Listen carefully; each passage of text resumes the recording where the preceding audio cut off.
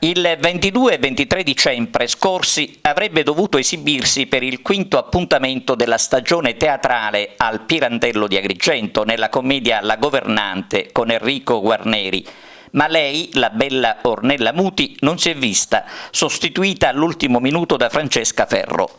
Si parlò di motivi di salute che impedivano la presenza in scena dell'attrice tanto attesa in città.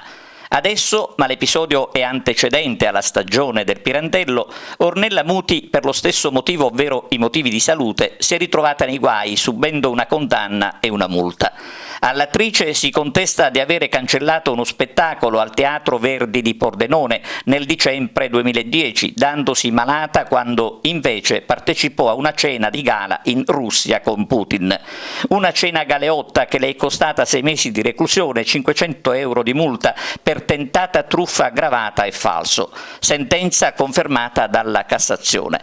Che dire, nulla di più se non sperare che Ornella Muti possa guarire evitando inutili attese ai suoi ammiratori come gli agrigentini, rimasti con l'amaro in bocca e che oggi sono piuttosto ironici sull'episodio.